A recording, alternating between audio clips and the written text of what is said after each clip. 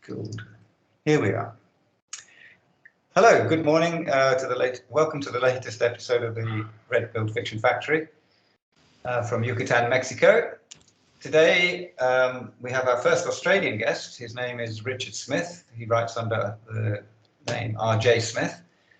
He's a world globe-trotting traveller at the moment, stationed in Paris, and we're going to discuss his one of three books that he's written in a kind of trilogy, and it's called Dream City. Hello, Richard. How are you? I'm very well. How are you doing? Very well too, thanks. It's nice to have you on the show. Thank you. Thank you for having me. You describe yourself as an Australian writer living in Paris who grew up in Sydney and has lived in London and Rio. In addition to writing, you teach legal English and English law at Paris universities, at the Panthéon Sorbonne and Nanterre, Nanterre, I don't know, X or something. And you've also published in Quillette and Quadrant magazines as well as the Australian. That's very up to date, but what about your background? Tell us a bit of the earlier years of Richard Smith and where you come from in that sense. Sure. So I grew up in Sydney, the southwest suburbs of Sydney. I lived there until I was 19. When I was 19, I moved to London, in fact. That was my first kind of destination, as it is for many Aussies. It's the kind of rite of passage. I lived there for 2 years. Then I went back to Sydney and I began studying. So I started studying a bit late. When I was 21, I studied arts law, so politics and law, effectively. For 5 years, that was a double degree. I absolutely hated it. Hated studying. I sort of enjoyed some of the material, but I just hated the student lifestyle. During that time, can you elaborate a bit? I also had differences with my university days. Go on. What did you hate about it in particular? I think because I started late, I'd already been working kind of full time in the UK, living independently. Going back to university it just felt like a step backwards. And I found the law subjects sort of intellectually challenging, and that sort of kept me going. But I made the wrong choice in my major for my arts degree. I should have done philosophy or history or languages, but I chose politics and studied at a typically left-wing university, and subjected to all the normal Marxist nonsense. So I didn't enjoy that at all. But it was more the lifestyle that I really disliked. Just going back to being a student again, very, very difficult. And having a few years between myself and the other students, I just felt alone. And even being back in Sydney, all my high school friends, I felt that I changed a little bit from my London years, and in a sense, I went back to everything being the same. It was a really, really difficult transition. So just not fun at all. Probably the lowest point of my life, in fact. Really difficult, really difficult time. I struggled through it, and at certain points, I thought I'd have to quit, or it was very miserable. But probably for that reason, the first chance I had to leave, I did. So I did a kind of a semester, but with holidays. It ended up being nearly 9 months in Brazil as part of my arts degree. So I went to Rio and I did a couple of politics subjects, Mickey Mouse type subjects, and just had a wonderful time. As you can imagine, paid by the Australian government to live in Rio. So that was a great experience, and then sort of grinded through my last year and a half of my law degree back in Sydney. And then I immediately moved back to London at the end of that. I didn't even stay for graduation. I think I flew out the day after my last exam. Yeah. And by that time, my brother was living in London, so him and his wife. I said I was sort of coming for a week, and it ended up being a couple of months. So, bought them, but sort of to get on my feet. And then I spent another 3 years in London.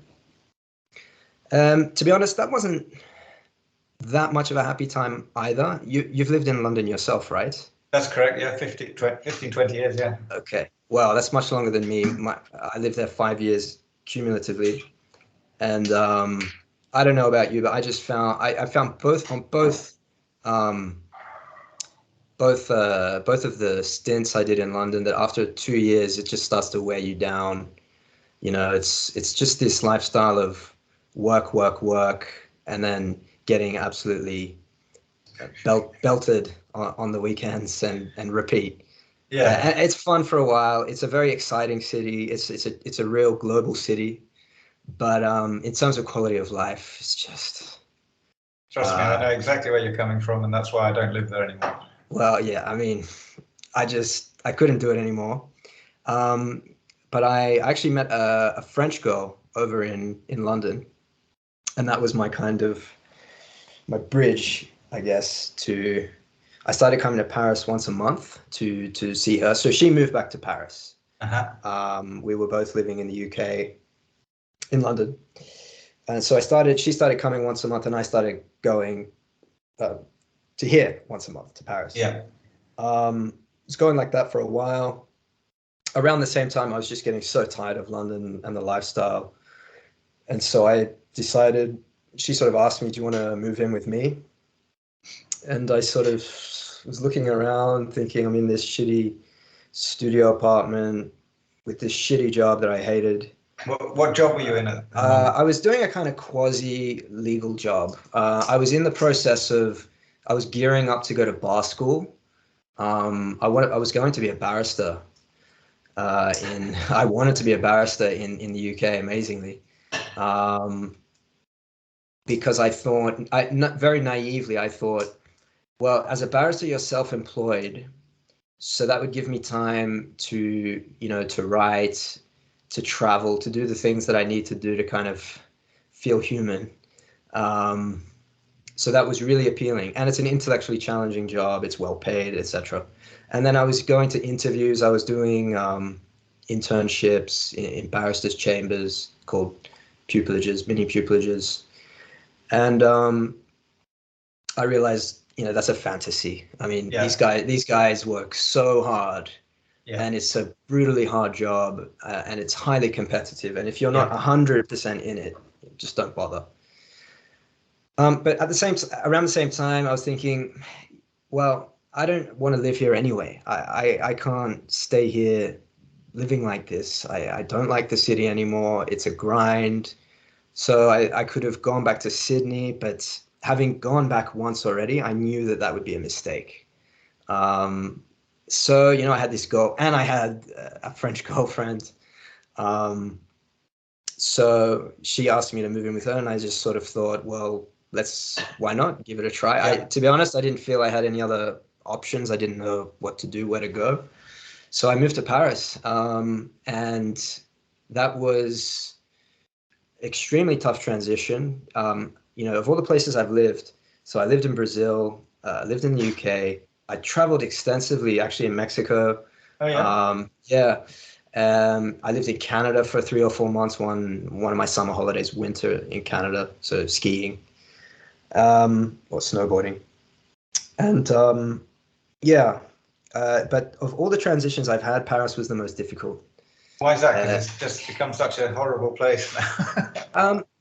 I mean, to be honest, I think it's actually part of it, because the French nowadays, and I'm not the first to note this. William Burroughs noted that after living in Paris, he went back and he noticed that something had made the French miserable, and he actually posited that it was all this third world immigration.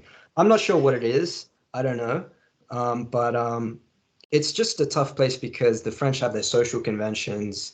It's difficult to explain, but if you don't know the French way, you constantly feel like a fool.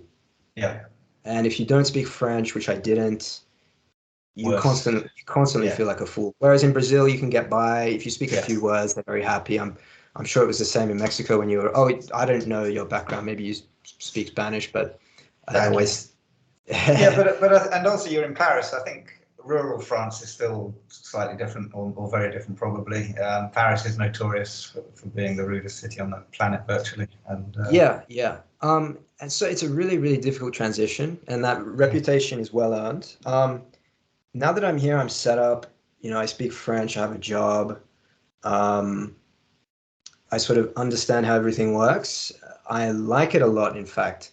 It seems I always say that London is a city you grow to hate. Paris is a city you grow to love. okay, It's like a really high hurdle when you arrive, but if you can surmount it, it's pretty smooth sailing after that. And the rewards are pretty rich, in fact, in my experience. I have a really good lifestyle here. excellent. I don't want to stay here forever. Absolutely not. I have, by the way, a new girlfriend now, fiance. In fact, she's not French. She's Italian. Congratulations. Yeah, Oh thanks. yeah. She's Italian, so we're getting married in Italy next year. But yeah, I don't want to stay here forever. But it's not bad for the moment. It's a tough place, but it's also a great place in many ways. It also has to be said, Paris is and literature go hand in hand, don't they? From Hemingway and F. Scott Fitzgerald, and but Totally. bajillions of other aspiring writers have found their feet there, and Yeah. it's kind of been a part of their launch into the superstardom. So I can see the attraction in that sense. And you've been writing since you got there, or is that I don't know when you wrote these books. There's one set in Rio, there's one set in Sydney, and there's one set in Paris. So are they contiguous with the locations, or you just wrote them all in one go? I started writing around 2017. That was around the time I moved to, no, a bit before that. 2017, I was still living in London. It was around the end of 2016, start of 2017. It was around that time when I started writing seriously. I realized I need to do this for whatever reason. I just feel the need to do this. I never had any notion of being a writer at all. In fact, my sister is the one who was always that way inclined. She studied creative writing and all this stuff. She was the one who was supposed to be the writer, not me. And my sister, she does write. She's an academic, but it wasn't supposed to be my kind of path. But I don't know why, but in the end, I just found that it was a sort of it seemed that it was what I had to do for whatever reason. So that was a big factor in me deciding to sort of turn my back on a legal career. And that's why Paris was such a logical choice, because when I came here, I started teaching legal English law. So that sort of appeased my sense of, I guess, my sense of failure that after all of that, because I actually studied, I did a postgraduate law degree. So, I was really on this. I was a very serious student too. I did the law journal. I did the competitions, and I was a very serious student. So it was really difficult to sort of turn my back on all that. I felt like I was disappointing people and all of that. So moving to Paris and being able to teach law sort of appeased that sense. It also gave you lots of, you can justify your failures, if you want to call it that, to an extent. It's given you lots of material for your novels. Absolutely. You've seen the dark side, and you've been able to, or you've looked into the abyss and stepped back from it, which many people can't do. And that's, we'll come to that more in the novel. But so your writing started in London, and continues to this day in Paris? Yes. So I've written 2 books. I wrote sort of half. Yeah, I actually wrote half the first, so it's a bit complicated. The Rio book I actually wrote first. Mm-hmm. The one that isn't out yet, I actually wrote first. Yeah, I just like to cause maximum confusion to my readers. But the Rio book I wrote first, and I wrote half of it in London, and I finished it in Sydney when I was doing like a visa. I think I was getting my French visa, and I had a long wait because French administration. So I was in Sydney for kind of 3 months, and I was just furiously writing every day this first novel. Then I moved to Paris, and I wrote the second one, the Paris book called Streets Again. And then in the lockdowns, because we had a brutal lockdown here, I was working from home or not working at all, but there was no going outside in any case. Then I wrote the third book, which is the one I first released, and that is Dream City. Dream That's City. the one Okay. you read. Yeah. All right. Now, the books aren't particularly political in the classic sense, in the literal sense, but you do explore issues that influence a political angle, especially the sort of ennui and lack of the heroic in modern society, and the pointlessness of a lot of it, and the lack of options to many people. But you are obviously not apolitical completely. You wouldn't be on here if you were your regular libtard. So tell us about the evolution in that sense, politically or culturally, if you like. Sure. Well, in university, I mean, I said that I did politics and I was exposed to this Marxist nonsense. It struck me already as Marxist nonsense. However, that's not to say I was I don't know, conservative. I wasn't. I was actually very very liberal, I guess. If you're American, you would say liberal, progressive, whatever. I think I voted for the Australian Greens, maybe at some point when I was, I don't know, 21 or something. But even at that time, the Marxism struck me as wrong. It just struck me as foolish. The postmodernism just struck me as sort of empty, contrived, artificial. Yes, artificial, yeah. Just deliberately ambiguous, obscurantist, I think might be the word. So I was never impressed by any of that. I sort of just had a liberal sensibility, a kind of exaggerated sense of compassion and probably self-righteousness. So my evolution has just been what I would consider a normal trajectory. Evolution to a sort of common sense, seeing the world as it is, not as we would like it to be. And I think if you see the world as it really is, I mean, it's hard to maintain those naive positions that a 21-year-old has. So, I mean, I don't know where I am on the spectrum, but it's certainly not left wing. So anyway, I just consider my evolution a kind of normal. Yeah. Normal. Yeah. Natural. The whole left-right thing is almost a misdirection. There's normal and there's abnormal, as far as I'm concerned, and we're pretty much normal within That's reason. the way I see it. I think everyone just sees themselves as having a logical point of view, or they should at least. Yeah. But it's hard to know where you are. And maybe it's a sense of denial, because probably if I wrote down my beliefs on paper, you know, I'd probably be on some kind of federal watch list, some kind of watch list or blacklist or something. So welcome to the club. Were there any guideposts along the road? Were there any writers that influenced you, or a film or something that sort of opened your eyes to, or was it just general insights of your own? I think my drift to a more conservative position has been rapidly accelerated more by reading philosophy and history than reading fiction. I mean, there's many left-wing writers that I admire a lot. So it wouldn't be certainly not from fiction, but I think I'd already been on a trajectory, and then the more I read history and philosophy especially, sort of accelerated that swing. So yeah. Well, that's a great factor, because the job of the fiction writer is to basically absorb all of that genuine hardcore stuff like history and the philosophies behind our world, and to translate it or to, reiterate it, regurgitate it in a much more digestible form for the average person, because very few people are going to pick up a book by Marcus Aurelius or Nietzsche, but that doesn't mean we can't reprocess their ideas through a much more easily digested format like a novel.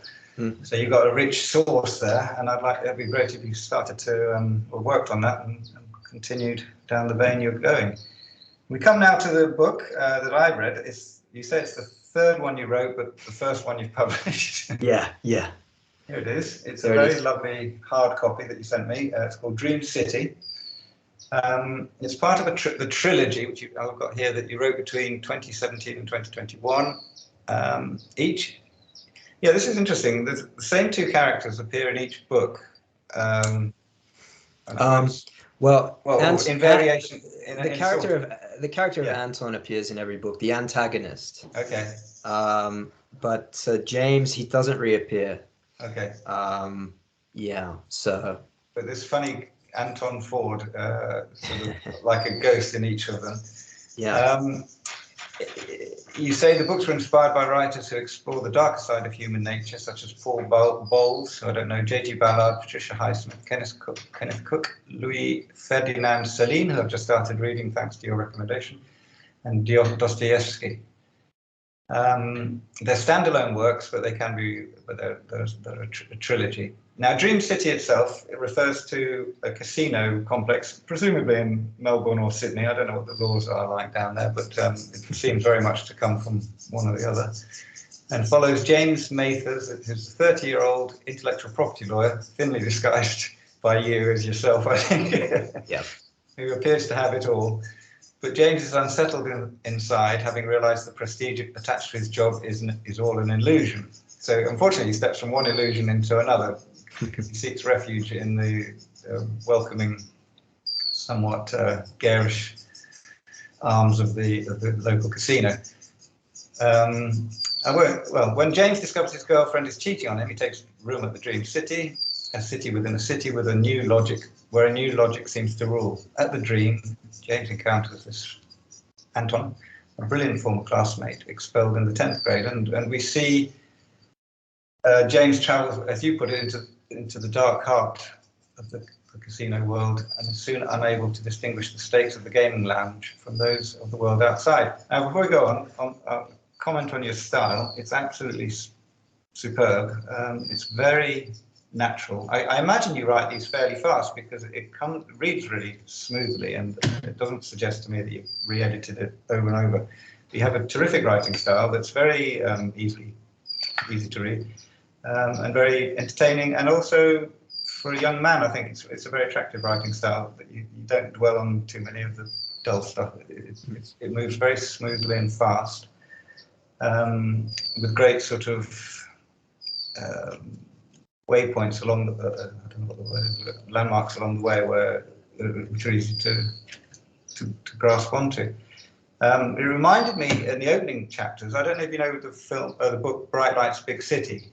I do know it, by Jay, what's his name, Jay McInerney. I read it when I was about your age, and I picked it up cold out of a bookstore and loved it. And it has a very similar vibe at the beginning, and the ending, they did go separate ways, if you like. But I think it's of that quality, let's say. So I highly recommend the book to everyone else, and I will be buying the other two to read as well. Thank you very much. So what was the what are your main goals in writing Dream City? What were you looking to do? Well, it all just starts with a kind of aesthetic or a setting, I find. And for me, that was the fictional Dream City is actually based on a real place, which is called it was formerly called the Star City Casino in Sydney. That's in a suburb called Pyrmont in Sydney, which is where my mother lives.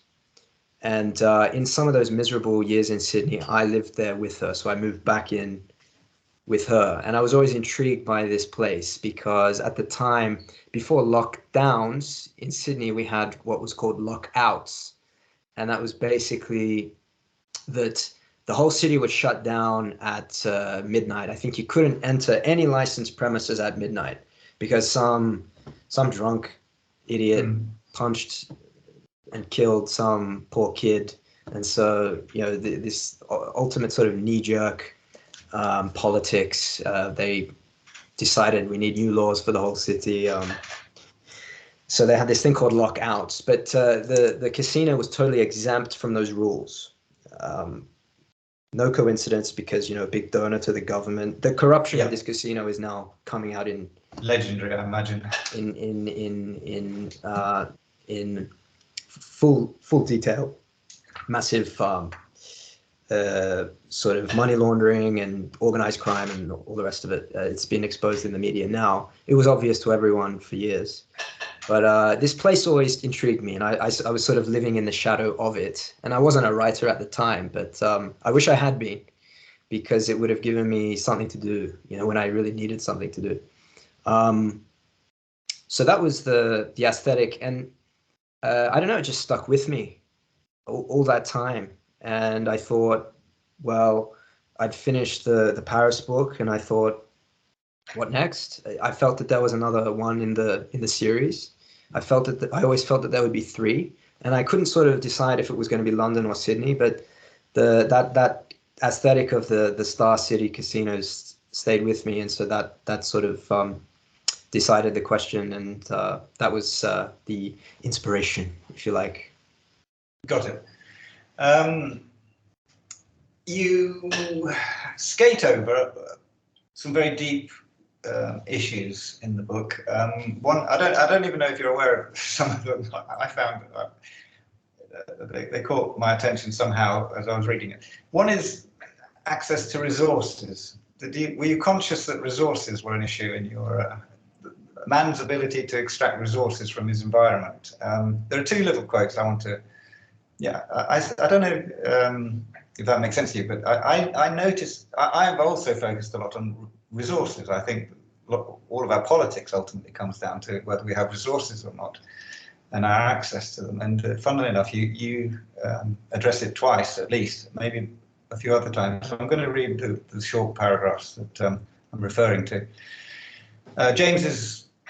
It's commuter hour, and James has, I think, just finished one of his endless. It's quite funny because he's working on a project, a court case with the Japanese company that never ends. It literally has never ended and never will end by the sound of it. And he's having a fag break or something outside the office, and he's watching the journalists file into the television stations, the speculators file into the banks, bureaucrats into their government buildings, while the homeless rummage through bins. They are all playing the same game, hoarding as much as their resources allow. The game is to keep going, survival. And then in another one, he's watching a TV show randomly. He's not paying attention. His gaze settles on the fish on the television screen. They are swimming in a school, eating whatever morsels of food they can find. They have no thoughts, only instincts. A life with no pressure or worries or notions of mortality or time. What would they make of humans if they had the burden of consciousness? Men are capable of so many things, destroying themselves above all. So I read these because I want people to understand the sort of, there is no strict political agenda in the book, but these gave me at least little insights into what I think you're thinking, and how even banal things like a TV documentary on fish can inform us and provide time for reflection. What were the other main? So you addressed the ennui of modern life. James basically bails out of the legal system in a spectacular fashion. Unfortunately, as I say, he doesn't find an escape, at least initially, and ends up in the almost worst scenario where he's a bagman in the casino for people shady people. Is that where you see modern life? Is it a rat race with no escape, and any escape that you try is almost doomed to greater failure? Is that what you're saying? I think so. Yeah. I'd never connected those two quotes, but they're totally coherent. They're saying the same thing, and it is the hamster wheel that we're all on, and that we're all forced to keep spinning. Yeah, Absolutely, and it doesn't leave time for anything for us to pursue anything meaningful. I think if you think about work, it's designed to extract the maximum from you possible. You can't extract much more than sort of 50, 60 hours of valuable labor time from a person a week. Otherwise, they're just going to rebel or die or yeah, something. So, I mean, that is our reality. Um, and, it's almost like a kind of Marxist point, but it's just true. I mean, that's yeah. and I think moving here to Paris has allowed me to sort of step back from that a little bit. And maybe that's why so many people have come here, because I don't feel I'm on such a hamster wheel here. I don't work full time. I don't feel pressure to work full time. Um, I work, I have to support myself, I have to make money, I have to pay my rent, but it's not this kind of rat race, as you put it. And I totally agree that that you're always working or thinking about work, even if you're not working in a sense, your mind is working. So that's absolutely a theme, even if I wasn't really conscious of it. And you're absolutely right that there's no way out. And if you want a shortcut, I mean, there's no way out in a society like in somewhere like Sydney or London, probably. Yeah, you'd have to resort to being a drug dealer or Or just a professional gambler or a money man, a bag man in a casino or something. Otherwise, even if you can survive, the shame attached to being a semi-employed is going to be so great that no man could bear yeah, it, yeah. probably. Or you leave it all together, of course, which is not an option you explore too much. But Yeah. yeah, but that is sort of throwing in your hand, and another kind of, in today's world, that's can easily be perceived as a form of shame, as you'd suffer shame as well. Mm. He does, the main character, James, does find some solace in water. That's a theme I found recurring. We talk here where he goes down to the beach, and he spreads his towel out on the sand, takes off his shirt, rests his head on his bag, and inhales this saline air. The taste and sounds take him back to the summers of his youth. The beach was the only place where things were easy between James and his father. There was no need to talk. The sound of the waves destroyed the wall of silence that stood between them and the rest of time. In the water, they would splash around, splash each other, body surface, the swell was good. The water seemed to wash away everything bad and replace it with things which were good. In the ocean, there was no notion of time. There was only the moment, and the moment was forever, or is forever, it says. So he does find moments of, and also I've got to say, in drug abuse and sex and a few other of the more modern Vices. yeah, vices and substitutes for I don't know, self-actualization, you could say in a way. In a way, yeah. But it is a very, would you agree it's ultimately a very nihilistic book, very negative? Oh, absolutely, totally. It's very nihilistic, and it's very bleak. Yeah. It's a failed quest for transcendence. Yes. It's a failed quest for transcendence. I think that's all my books are about. And actually, most novels I find, most literary works, are an abortive quest for transcendence. Yeah. The great ones, yes, I can see that. All that being said, I mean, that puts us at the end of a very, in a very bleak position, and with virtually stuck in a cul-de-sac with no future. And surely that's not the last word on the matter. I mean, that's where we're at now, but surely there's. Well, I mean, our ancestors found transcendence above, God. We have abandoned God. God is dead, so we have to find transcendence vertically. And so it's again about resources, trying to hoard experience, money, sex, whatever it is. But it's all in the material world. And I think that's what most novels that I like all share this notion that when you have to find transcendence horizontally, it generally leads to disaster. Excellently put. Yeah, but it's not something you address. Do you think there's something that you've obviously got a grasp on the subject? Is it something that you could see yourself writing about in the future in subsequent books, or I don't know. Or you're stuck in there? I don't know. My head's just been so much in, I'm still gearing up to put out the final one in January. And after that, I'm not exactly sure what I'll do next. I think it will be something maybe a bit longer. But yeah, hopefully more optimistic. I would like to write something a bit lighter, because certainly these ones are pretty dark. But I'm not really sure what it will be yet, to be honest. You've certainly got the opening chapters, as I say, read like Bright Lights, Big City, which is basically a good, fun book. So I can see how you could adapt your style very easily into a sort of lighter thing. But it would all depend on where you take it, of course, as it always does. Are you down the path at all to another book, or is that something that's still way off? Not at all. My head has been so much in these three. I've also, in my personal life, had a lot going on recently in the last couple of months. Just a lot of work, planning a wedding and stuff like that, but mostly work, to be honest. I don't work full time the whole year, but at this time of year, I work a lot to sort of compensate for the times where I don't work, which is a few months a year where I work very little.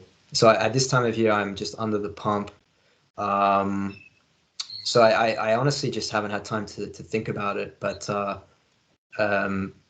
yeah, I'm excited to put out the Rio book, the final one, and then let's see what happens after that.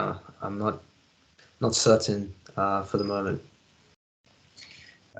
In the preamble before this interview, you told me about your experience with publishing houses.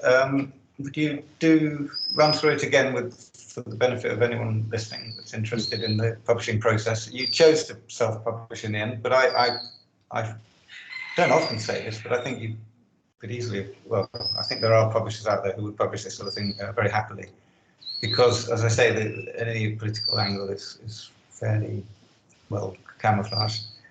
And the rest of it reads like a very slick modern bestseller. So what was your thinking along that road? Well, the thing is, it was a difficult position I was in, because the three go together. The story, there's no linear plot. As we discussed, there are different characters, some common characters, but it's sort of just connected by themes and the fact that they're all set in a different world city. So yeah, that doesn't make it easier for a publisher. They like especially because cookie cutter. Exactly, and especially because Dream City, I think, is the most accessible to a broader audience. So once you get into the other two, it's getting a little even darker, even more experimental, weird. That's actually why I put out Dream City first, because it's the most accessible. My favorite is actually the Paris book, but I understand that that's not for everyone. But the three go together. So when I realized that three novellas from an unknown writer with very dark themes. I mean, let's not mince words. I'm a straight white male. Yeah. I mean, you're fighting an uphill battle. Put some red high heels on or something if you want to get. Yeah, maybe if I change my pronouns or something, I might have a chance. But in my current form, it's not going to happen. The other thing is, just in a sense, I just want, if a small number of people enjoy these books, I get it. That's a win for me. This we were talking about this offline, the fact that for me, this is like a kind of portfolio. These are three novellas, and it's a distillation of probably I would say my 20s. And it's not for everyone, but I think that there is an audience out there somewhere. I've already found a small audience, and the feedback's been great. And so it's been such a joy already. It's already been worth it for me, because of the very kind words I've had from friends and strangers alike, who've enjoyed it. So it's been worth it, and I'm more ambitious, I'd say, for the next thing. Let's see what happens. But so to an extent, what you're saying is this: you've laid a foundation with these 3 books on which you can build, continue to build your career, writing career. Yeah, exactly. Yeah. Do you think you stay in Paris? I mean, I follow geopolitics very closely, and the whole of Europe looks like it's under the gun at the moment. Have you made any plans yet, or is that something that you happy to sort of wait and see what develops? Yeah, well, I mean, as I said, my fiance is Italian. We have no plans to move to Australia. Neither of us are particularly interested in moving back to Australia, at least not now. No. We both have a sense that we're not going to stay here in France forever. For the next move, it's not clear yet. We have some ideas, but we're sort of just going to play it by ear. We sort of feel that the right thing will present itself at the right time, and we'll move then. So no plans to move for the moment, just a kind of consciousness that our time here is. Are you, I mean, I've been out of Europe for a long time now, as a European, with obviously a bright mind, is there a sense of it, when you say you're going to move on, is that just random, or is there a sense of impending doom in Europe that is sort of stimulating that? Well, I mean, we have a vague notion of moving to Italy. I love Italy. I absolutely love Italy. The only problem is work opportunities there are limited. That's why so many young people like my fiance leave. But in terms of what would be like a trigger point, I mean, I don't know, but it hasn't happened yet. And we've seen some, it's been pretty hairy since I arrived. There's been, because I'm a teacher, there's been student occupations, there's been general strikes, there's been Gilets jaunes. It's really been chaos. Actually, since I've been here, so I've taught like 10 or 11 semesters now. I think not once have I had an uninterrupted semester. That is where we haven't had to cancel several classes or do online exams. Right. It's been chaos from the beginning. Yeah. What's interesting actually is that you're not taking the Australian option, because in decades past, even until quite recently, that was where people went when the shit hit the fan in other places. It was always considered the sure. Well, look, if the shit hits the fan, I'm going to Australia, because okay. If Europe descends into nuclear war, which right now is eminently possible, I don't think Italy would be safe. So no. I'm hoping, given what happened with COVID, I'm not sure, because I was locked out of my own country during COVID. That was a red pill moment, let me tell you. But assuming I'm allowed into my own country with my wife, in that case, that would be a trigger point. Absolutely, I'd be very happy to go back to Australia and keep my mouth shut about all the things that I don't really very much like about life there.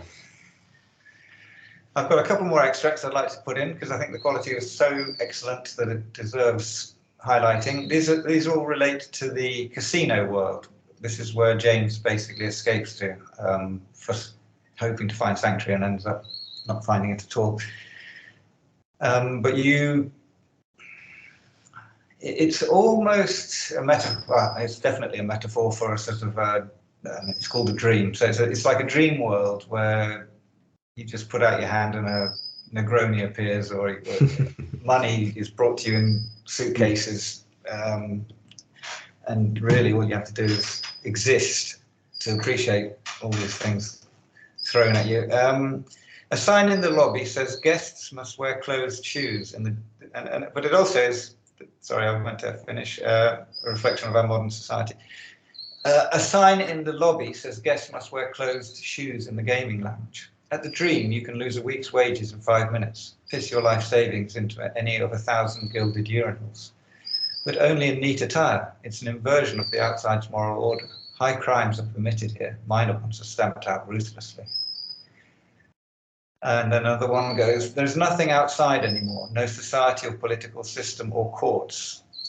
There is only the world within, where James is master and anything is possible, which I think is this terrific reflection of modern world, narcissistic society that we live in. And then another one to round it off, sometimes a little is too much, excess is not enough. Here we are back to resources, I don't know if you noticed. The Dream was a time of plenty, which James accepted as part of life's cycle.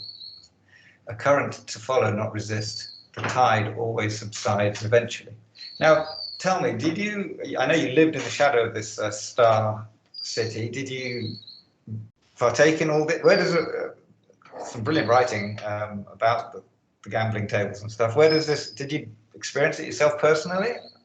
A little. I mean, I was never a gambler. It's one thing. I've had many vices in my life, and so still have a couple. But gambling was never one of them. I think when I was 18, I was a bartender. I would place bets, but no, I never had a gambling thing. I never partook of gambling at the casino. I was very much a kind of interested observer.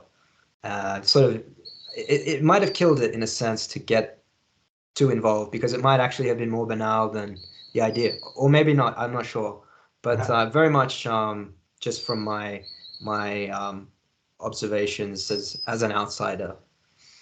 Yeah. Oh, well, you pulled it off superbly well. It's something I wouldn't almost dare write about because I've never really even been in a casino. I have done it because inevitably, the Star, in anyone from Sydney, everyone knows this place because it's the place you end up when everything else is closed, you end up there. And having had my party days, I've ended up there and I've done whatever there is to do there, which includes gambling. So I have done it. Yeah. But I was never an obsessive. That's all. No, or a sort of daytime, which is a different thing altogether. Or early morning. Yeah. Is even worse. Yeah. Yeah. Very good. Well, we'll tie it up there. I think I have to stress again to the audience, we have a young star being born here. I highly recommend you get hold of these books early and follow his career, because there's hoping some more good stuff to come. Well done to you, sir, and thank you for coming on the show today. Yeah, thank you so much. It was great, great fun, great speaking with you. Hope to speak to you again soon. I hope so too.